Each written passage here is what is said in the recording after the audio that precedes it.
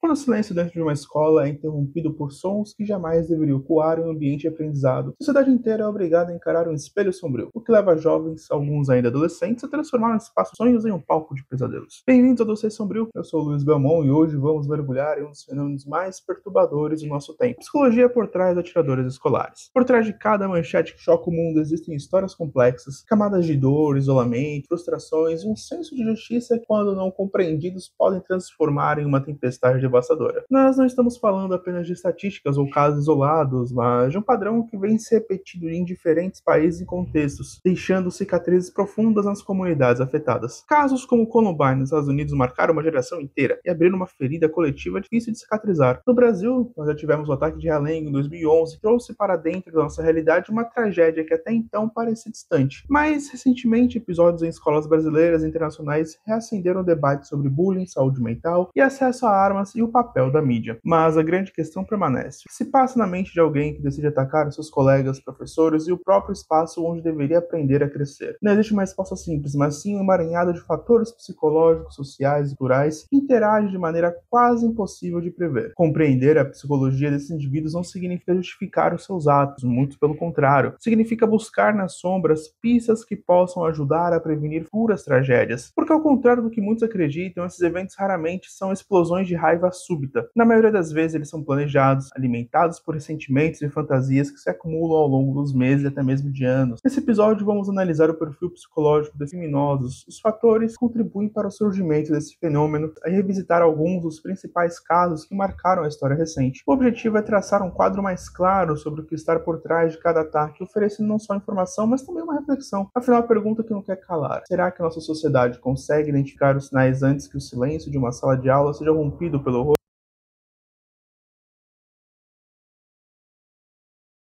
Quando falamos de atiradores escolares, é impossível não lembrar de casos que infelizmente entraram para a memória coletiva como símbolos da fragilidade de nossas instituições diante da violência. Esses episódios não aconteceram no vácuo, eles surgem de contextos específicos, mas ecoam globalmente, mostrando que a questão é complexa e universal. Um dos marcos mais lembrados é o ataque Columbine High School, em 1999, nos Estados Unidos. Dois estudantes, após meses de planejamento, transformaram os corredores da escola em um cenário de terror. O caso ele chocou pela frieza dos agressores e pela forma como documentaram suas intenções em diários e gravações. Columbine não foi o primeiro ataque escolar, mas tornou-se o mais emblemático da época, pois revelou ao mundo que jovens aparentemente comuns poderiam esconder um ódio profundo alimentado por frustrações pessoais, bullying e uma busca distorcida por reconhecimento. A partir de Columbine, o fenômeno ganhou outro status. Ele deixou de ser visto como um evento isolado e passou a ser estudado como um padrão social e ecológico. Pesquisadores, policiais e jornalistas começaram a identificar semelhança entre os casos. Surgiu também o efeito de contágio. Jovens vulneráveis passaram a enxergar nos atiradores anteriores uma espécie de inspiração sombria, uma forma de responder ao mundo que os rejeitava. Nos anos seguintes, outros massacres reforçaram essa percepção. Em 2007, na Virginia Tech, um universitário de 23 anos realizou um ataque devastador, deixando dezenas de mortos. Ele também havia deixado mensagens e vídeos que expressavam ressentimento contra a sociedade, reforçando o estereótipo do agressor que transforma sua dor interna em violência contra inocentes. 5 anos depois, em 2012, na cidade de Newton,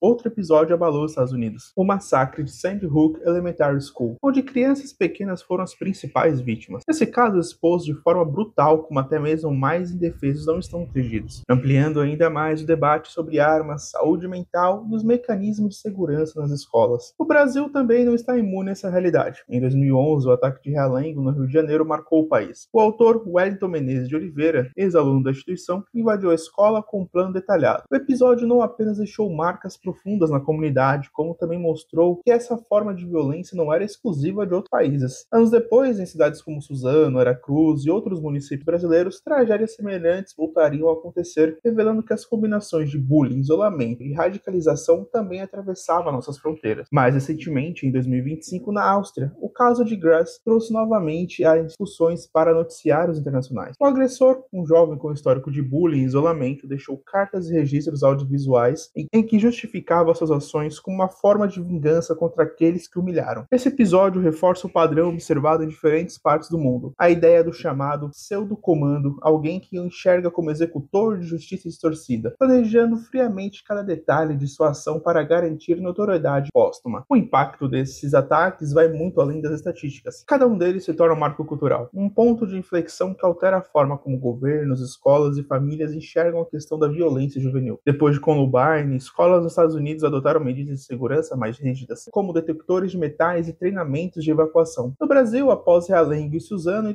intensificou-se o debate sobre o papel das redes sociais na radicalização de jovens e sobre como detectar sinais de alerta em alunos que demonstram comportamentos de risco. No entanto, apesar das tentativas de prevenção, os casos continuam a acontecer. Isso porque a questão não se limita a barreiras físicas ou políticas públicas isoladas. Ela envolve a mente humana, suas fragilidades, seus traumas e suas interpretações distorcidas da realidade. O atirador escolar não nasce de um único fator, mas de uma combinação de experiências dolorosas, acessos a meios letais e muitas vezes a busca de um legado sombrio. É nesse ponto que o fenômeno se torna tão complexo. Não estamos apenas lidando com um crime, mas com narrativas de indivíduos que se percebem em uma guerra contra o mundo. Ao revisitarmos esses exemplos, conseguimos enxergar não apenas os horrores dos ataques, mas também os sinais ignorados, as oportunidades de intervenção que não foram aproveitadas e as falhas de comunicação entre família, escola e sociedade. Esses episódios, tão diferentes em locais e culturas, revelam um padrão que ultrapassa fronteiras. Jovens isolados, feridos por experiências de exclusão, que encontram no ato extremo a única forma de serem ouvidos. Uma lógica perversa que transforma tragédias pessoais em tragédias coletivas. Ao tentar compreender os atiradores escolares, uma das primeiras armadilhas é acreditar que existe um perfil único, capaz de prever quem se tornará um agressor. A ciência já mostrou que essa ideia é equivocada. Não há um molde fixo, uma lista de características que sozinha possa identificar de forma certeira quem cometerá uma tragédia. O que existem são padrões recorrentes, traços de experiências que repetem em muitos casos, mas que isoladamente não determinam o desfecho fatal. A maioria desses jovens compartilha um histórico de exclusão social. Muitos relatam ter sofrido bullying, rejeição ou humilhações constantes no ambiente escolar. Esse tipo de experiência, especialmente na adolescência, uma fase em que a aceitação dos pares é central para a construção da identidade, pode deixar marcas profundas. Em vez de desenvolver estratégias saudáveis para lidar com a rejeição, alguns se fecham em um mundo de rancor alimentado por fantasias de vingança. Esse isolamento, quando associado à falta de uma rede de apoio familiar ou institucional, cria um terreno fértil para pensamentos destrutivos. Outro fator comum é a dificuldade de lidar com frustrações. Muitos atiradores apresentam um padrão de personalidade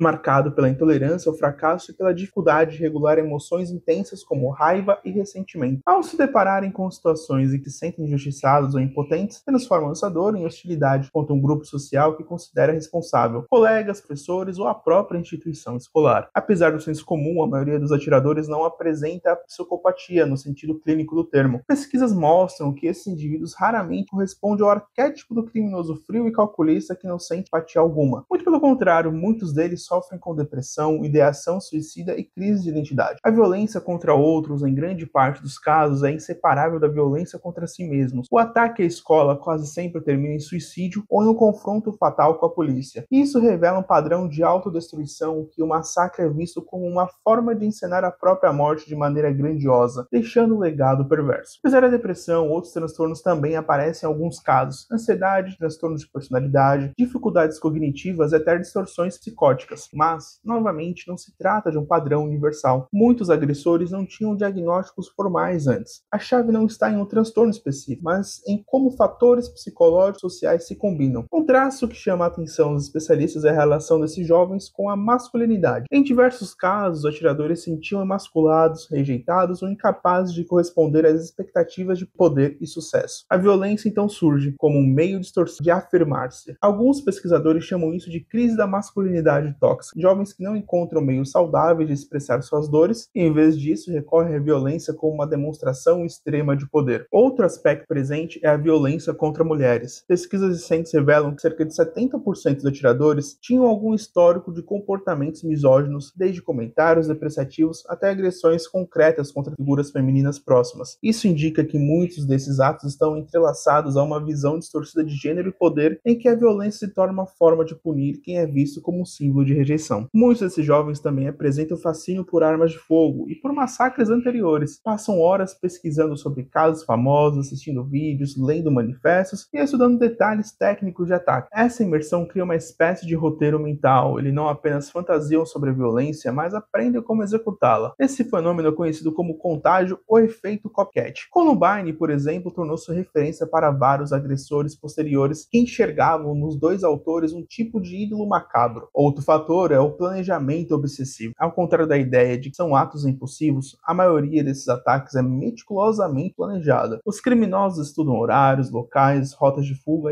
e até estratégias para garantir o maior número de vítimas. Esse planejamento revela um padrão chamado de pseudocomando. Indivíduos que se veem como executores de uma missão grandiosa, carregando um senso de vingança ou justiça distorcida. Essa mentalidade é alimentada pelo desejo de notoriedade. Para muitos, o ataque é uma forma de se eternizar, se tornar lembrado em uma sociedade que os ignorou em vida. O papel da família também não pode ser ignorado. Em alguns casos, os jovens cresceram em lares desestruturados, com histórico de violência doméstica, negligência ou ausência parental. Em outros, mesmo em famílias aparentemente estáveis, faltava comunicação ou abertura para lidar com problemas emocionais. Esse vácuo afetivo pode intensificar a sensação de solidão e a crença que não existe uma saída saudável para a dor. No entanto, é importante destacar: nenhum desses fatores, isoladamente, transforma alguém em um atirador escolar. Milhares de jovens sofrem bullying, passam por frustrações, enfrentam depressão ou têm acesso a armas, mas nunca cogitam cometer um massacre. O que diferencia os atiradores é a combinação única de circunstâncias, traços de personalidade, vulnerabilidades psicológicas e influências externas que convergem em um ponto de ruptura. O que a psicologia deixa claro é que esses jovens não são monstros inumanos, mas pessoas que, em meio a traumas e distorções, chegam a um estado em que a violência se torna para eles a única resposta possível. Esse olhar não busca a absolvição, mas a compreensão, porque é apenas entendendo o que se passa dentro da mente de um atirador de escola que podemos criar estratégias eficazes de prevenção. Quando olhamos para os casos mais marcantes de ataques escolares, percebemos um fio condutor inquietante. Raramente se tratam de atos totalmente impulsivos. A maior parte desses episódios nasce de uma construção lenta, enraizada no passado dos agressores, no modo como viviam e como passaram a enxergar o mundo ao seu redor. Um dos exemplos mais lembrados é o massacre de Columbine, em 1999, nos Estados Unidos. Eric Harris e Dylan Klebold, dois adolescentes aparentemente comuns, começaram a alimentar ressentimentos contra colegas e professores. Ambos se sentiam excluídos, mas parecia ser apenas revolta juvenil se transformou em algo muito mais sombrio. Harris mantinha diários e gravações onde falava sobre seu ódio e desejo de vingança. Klebold, por sua vez, carregava traços de depressão profunda. Juntos, encontraram cumplicidade para transformar frustração em planejamento. Por mais de um ano, estudaram rotas, adquiriram armas e até fabricaram explosivos caseiros. A ação não surgiu do nada, ela foi arquitetada passo a passo como um espetáculo de violência que na mente deles deveria marcar gerações. Situação semelhante pode ser observada no ataque de Realengo, no Rio de Janeiro, em 2011. Wellington Menezes de Oliveira, ex-aluno da escola onde cometeu o massacre, havia se isolado do convívio social por anos, rejeitado, solitário e consumido por fantasias de grandeza e vingança. Wellington encontrava em fóruns obscuros da internet a validação de seus pensamentos. Inspirava-se em casos anteriores, admirava os agressores que haviam ganhado notoriedade e acreditava que, ao seguir os mesmos passos, finalmente teria reconhecimento. O ataque não foi fruto de um surto repentino, mas de um processo lento de alienação, radicalização e planejamento meticuloso. Outro episódio que escancara o mesmo padrão ocorreu em Suzano, em São Paulo, em 2019. Dois jovens, também ex-alunos, passaram meses preparando o massacre. Reuniam armas e pesquisavam formas de ampliar o impacto da violência e consumiam conteúdo que idolatrava atiradores de massacres anteriores. A execução do ataque surgiu de uma lógica semelhante de outros países. A escolha de um local simbólico, preparação cuidadosa e a crença distorcida que a tragédia os eternizaria. Esses casos revelam pontos em comum. Primeiro, o background, jovens marcados por solidão ou exclusão e muitas vezes distúrbios emocionais não tratados. Depois, o planejamento. Não eram explosões momentâneas, mas estratégias frias alimentadas por meses e às vezes anos de obsessão. Por fim, a execução. O ato em si geralmente ocorria em lugares ligados ao passado dos agressores, quase sempre escolas que representavam para eles o palco de rejeição e humilhação. O mais perturbador é que na mente desses criminosos a violência não era apenas um fim em si mesmo, era uma forma de comunicação, uma mensagem torcida para a sociedade, para os colegas que o rejeitaram para uma mídia que, inevitavelmente, daria espaço a seus nomes e atos. Eles queriam ser lembrados, mesmo pelo terror. Ao analisarmos esses eventos, fica claro que o massacre escolar é sempre o último capítulo de uma narrativa que começou muito antes. Não se trata apenas do momento do ataque, mas de todo um ciclo de frustrações,